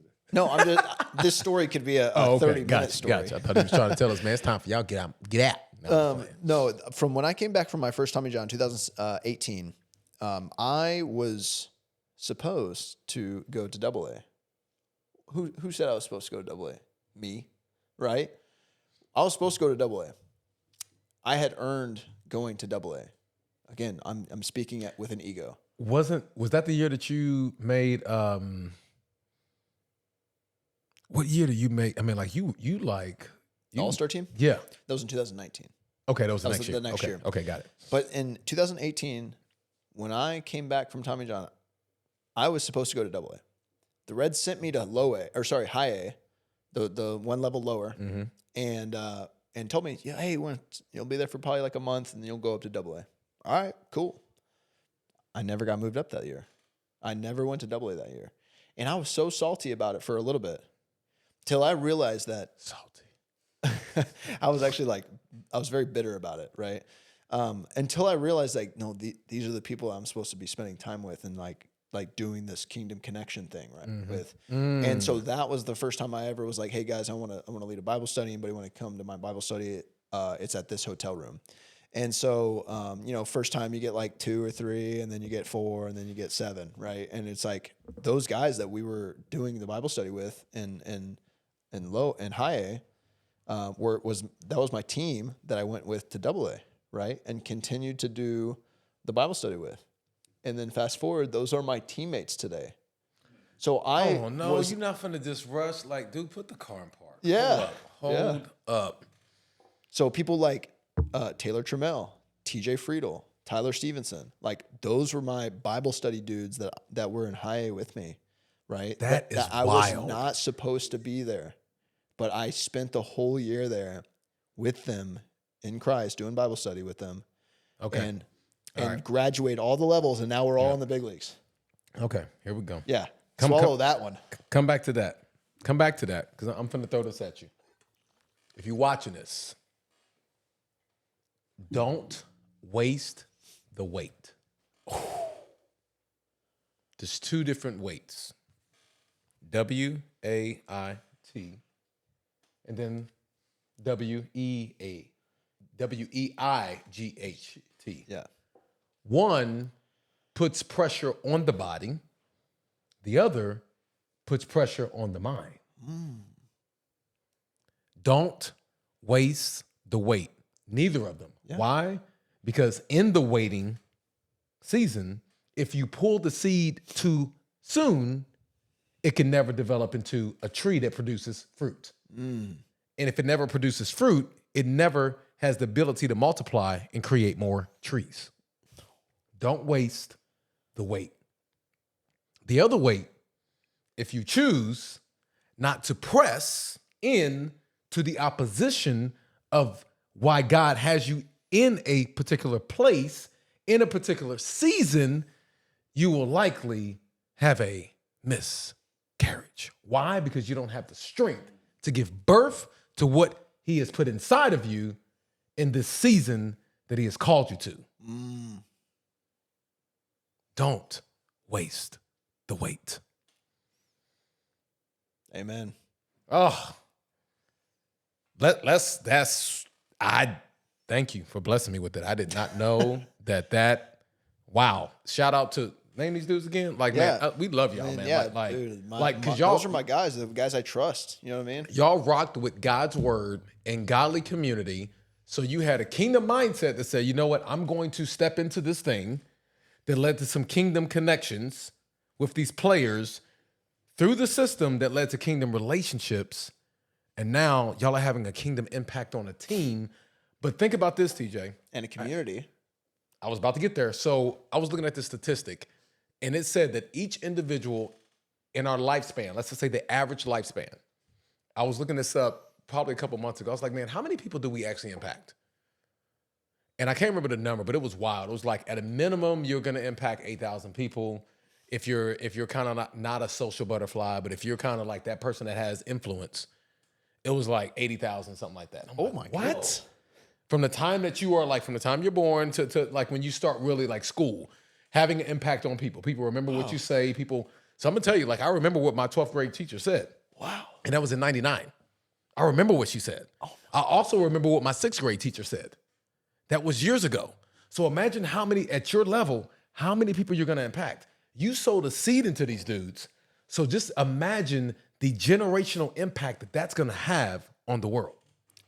And I don't know, I can't quote this scripture, but what does the Bible say about the tongue Life and death. and what it has on a person? Power. Life and death is in the power of the tongue. Yeah. Yeah. And so, you remember what those teachers said to So you. I'll give- remember what people said to me. So I'll That's give you an crazy. example. And I've told this to people before. It was we had just moved here from Philly, right? And we moved back. So Those we were eagles here. don't fly very well, do they? Man, the wings, but they wings fell off. I mean, somebody dropped them in the air fryer or something. I don't even know. I know you're a big Oh, Eagles guy. I man. had to come at you for a second. I'm sorry. And we talked about this a while back. Like I don't hold tight to teams anymore. Yeah. And it's kind of your fault because like You hold tight to people. right. Yeah. Like I Same. lost that a while back. But 6th grade teacher, it's first day of school. Check this out. She asked this question, and I raised my hand and I answered the question, and she goes, "Go back to where you came from, Yankee." And from that day forth, I got bullied. And they used to call me black, fat, roly-poly. They used to, picking on me and all that, right? 12th grade year, teacher, we might even get this and put this on there. Teacher writes at the bottom of an assignment, English assignment, there's a writer inside of you waiting to impart wisdom to the world. 6th grade, 12th grade. Wow. I'll never forget it. Never. Don't waste the wait. See, if I would allow that 6th grade teacher to define my identity, I would have wasted all of the weight and opposition that came those years all the way up to my 12th grade year. And I probably would have never even made it to her classroom. Yeah. And so, man, like there is power. Life and death is in the tongue. And so, speaking of that, I want to transition into how words can open up the right connections, kingdom connections, lead to kingdom relationships and kingdom impact. Like you're involved in some cool stuff going on. Can we talk about some of the brands that you're behind and some of the connections that you're behind? You got this tasty drink here and kind of bless me with some of this stuff. Let's maybe land a plane on this. Yeah. I know we've been running about 2 hours, I think. I don't know. I don't remember. But man, I wasn't sure. You know, you gave me this. I'm like, man, water, super water. Like anytime you put water on a label or something, it's always questionable.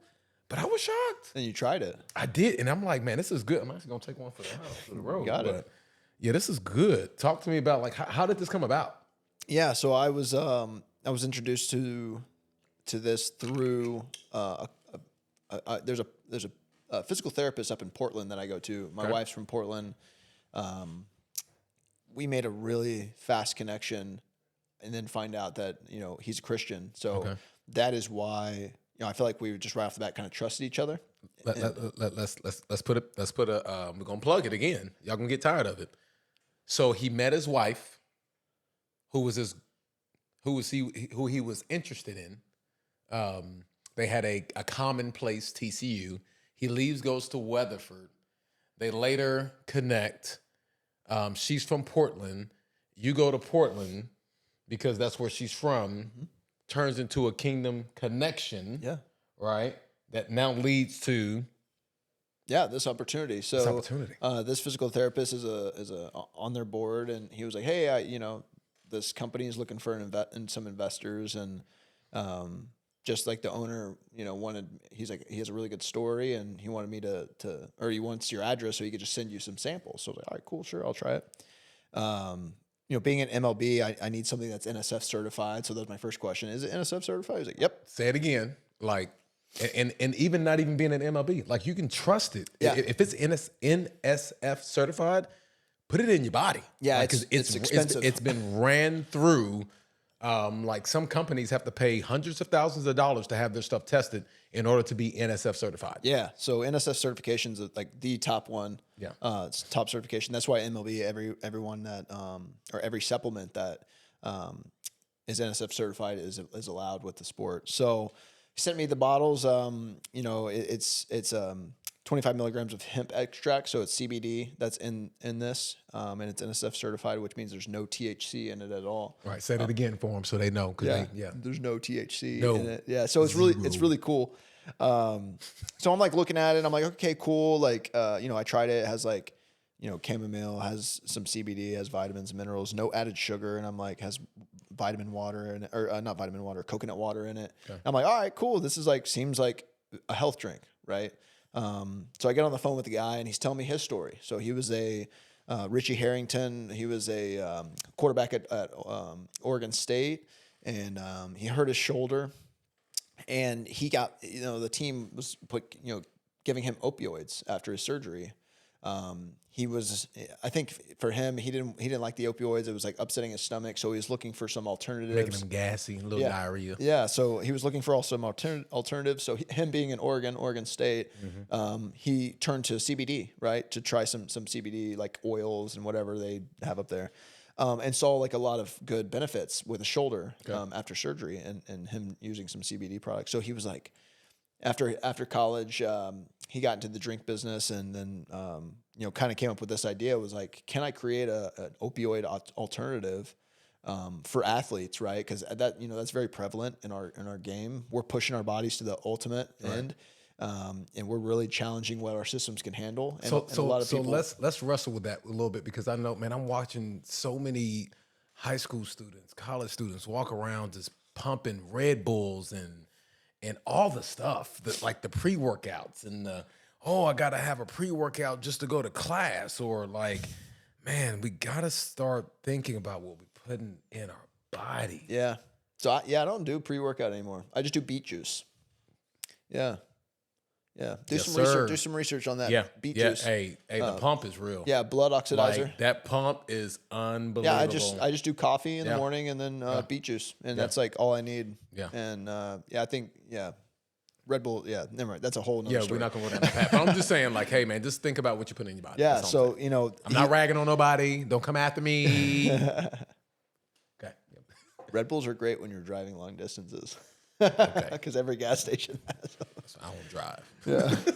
But yeah, he showed me this product, and I like the story behind it, and so I ended up investing with him and being a part of this company, and it's a part of a couple of major league clubhouses now. It's actually in I think it's called Inter Miami, their MLS team. Okay. So Messi's probably drinking it too. Let's go, Messi. There's no pictures. Hey, yet. if you family members with Messi, give him a shout out. Like, yo, ask him how it tastes, and then you need to go buy. Where can we get these? Is it? So the bottles are on the website only, which is Adapt. I don't even know, adaptsuperwater.com probably. Okay. Adapt. Okay. I think it's actually adaptbrands.com. No, it's adaptsuperwater.com. Oh, is it? Is it on here? Yep. Oh yeah, there it is. So that's the only place we can get it though? No, and then Amazon, we have the packets too. So you have one over there. Yeah. And then there's different functions. So this one's the recovery drink. Okay. There's recovery and immunity, which the immunity one has been proven to actually help fight COVID-19, which is wild. Wow. There was a study that done in the UK with this particular strand of CBD that he uses in that drink that helps fight COVID. So, so recovery and immunity, and then the two new ones that just came out is hydration and then sleep. And then I gave you one of the sleep ones to try tonight. NSF certified. Yeah. Right. So that means that the testing, there ain't no crazy stuff in here. You know how professional sports are about their stuff. So like parents, athletes, non-athletes, like start using some good alternatives, you know? So that is awesome. And the beautiful part, again, I kind of wanted to lead into this because, you know, your kingdom mindset has led to kingdom connections, which has led to kingdom relationships. And now we have a kingdom impact that can keep people from having to go down a path of staying in pain if something upsets their stomach or makes them bloated or makes them gassy. Nobody wants to play like that. No. Nobody wants to run up and down the court just letting them loose like that. Yeah. No. Or I mean, even possibly being addicted to opioids. Yeah, Like you got that's that a, too. that's a Yeah. very important. It is. That's a big issue in our country. That's a whole nother conversation. So if we can find healthy alternatives, in any direction, I think that's important for people. To help fathers be better, clear-minded and present when they go home, or mothers or whoever, because it's for all of those that, heck, it doesn't even have to be an athlete.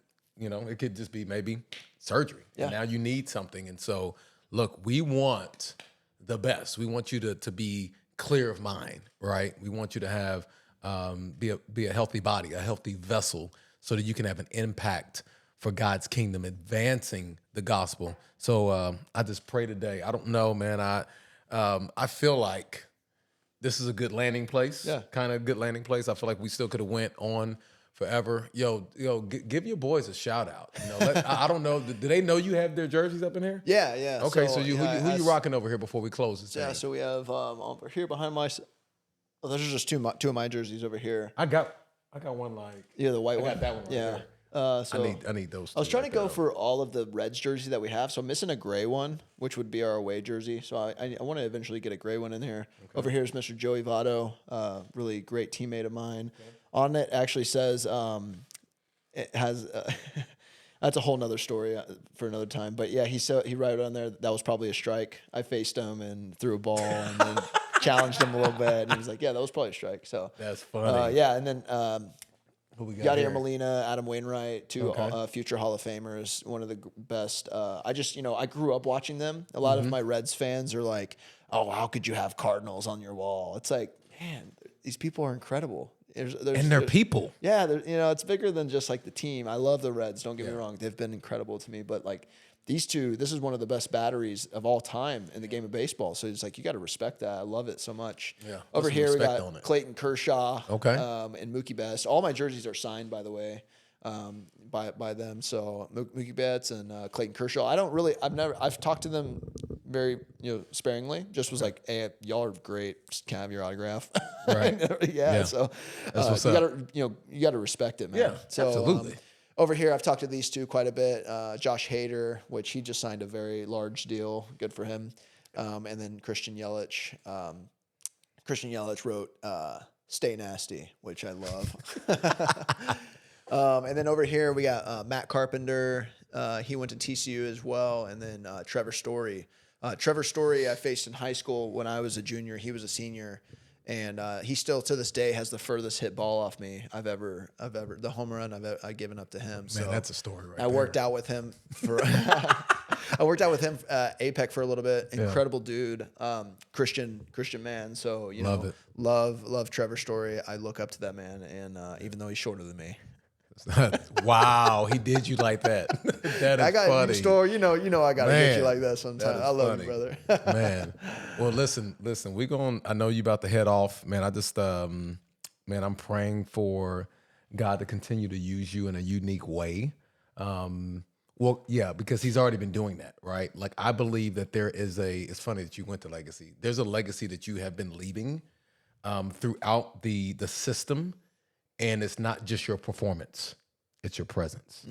And so I just pray that God continues to open up doors to allow you to sow seeds that will grow and help men understand what it that it's possible to be a Christian man who's faithful to his wife and faithful to his calling and understands that your identity is not in the glove. Your identity is not in your fastball, right? Your identity is in Christ. And so I'm praying for a successful season of seed sowing as well as ball throwing. Ooh. Okay. And I just pray, man, that these guys that they love you, and even those that may be watching this, some of your players, some of the opponents, I just pray that they lock in. Don't you, before we close, I know I keep saying this, hey man, I'm a preacher. I keep getting ready to close. Ain't you dropping like a podcast or something? Or are you doing something on the, I've seen you behind a mic or something like that. Yeah, you wanna, I did a podcast that was for my business. Talked a lot Okay. about pitching, the injury behind it. so if they want to go subscribe or find out if parents just want wisdom or Yeah. players want wisdom, how do they find it? Where's it at? on YouTube. Just YouTube search Kova Sports Okay. podcast, and it'll pop up. We did a Okay. 2-part podcast with the vice president of armcare.com, which he has a device that helps monitor arm care strength, and very, very smart human being, Ryan Croton, and then my business partner, Jeremy Kibble, who's the rehab pitching coach for the New York Mets. So a couple really good minds on there. Yeah, if you're into baseball, really, if you play any sport, if you want to check that out, just because we talk a lot about injury, right? And just because we're talking about injury in the arm, you can relate that to injury in the whole body, Right. So understanding how the body works, there's tissue, and how we can stress that tissue in a safe way to help it grow and help it be adaptable, Right. so that we can, not get injured, right? Because injury gets us off the field, right? And so we obviously want to stay on the field, and I do my best to try and teach that and preach that to the guys I work with. So yeah, check that out, Kova Sports Podcast. And if they want to follow you, you're on you're on the gram, you're on Instagram, where you at? yeah, TJ Antone. Yeah, that's really all you need to know. Just search TJ Antone, you'll find me. And if you're looking for a place you to gotta train spell my at, name right. yeah, you got to spell it right. Don't It's jack not it up. T.J. It's T-E-J-A-Y. Don't jack that up. Yeah. And if they want, parents or athletes looking for somewhere to train, yes, I'm going to go ahead and do this. I endorse Kova Sports. Don't come after me because Amen. you'll get the book. Yeah. I'm telling you. I would say, like, man, if you're in the area, if you're somewhere within probably like a 500-mile radius, but real talk, I would have people driving like an hour, 2 hours to come work with me. So like, And we do too. If you want, you can ask me questions, you can send me messages, and I will answer questions that will support why I believe in this young man. And so I would say that if you're thinking of trying to find somewhere to place, let's say if you're a parent and you're like, man, I wonder if that's a safe place to send my child to train, or if you're an athlete and you're looking for somewhere to train, check out Kova Sports, please. Try it. Don't always believe all the things you hear, right? Because a lot of times we go to places and we eat places that we've heard bad things about, and we go and eat it, right? So like, date it. Go date Kova and try it. Don't just believe everything you hear. Yeah, Go check it out. we're a growing business. We've been open for 3 years, and we've grown so much. Just like learning how to navigate training, right? It's not a perfect science, right? And people that believe it's a perfect science get stuck in their ways. That in every individual body is different. Everyone's different. So you could do the same thing with 100 people, and just because it didn't work with one doesn't mean it doesn't work with the other 99. Yeah, exactly. And that's why I think we have to get out of that. Like, don't, just because it happened here doesn't mean it's going to happen here. Yeah. Right. And so, so go check out Kova. If you're in the area, if you're out there, go check him out. Go play. Go see him play. No, you can't play. Don't get on the field. Don't be that guy. But go check him out. Right. Go support him. Show him some love, and keep it kingdom. Right. Because it's not just a saying; it's a lifestyle. And I hope that you've had a great time spending time just listening to us chop it up. We'll probably have to do 3, 4, or 5 episodes because there's just so much more to talk about.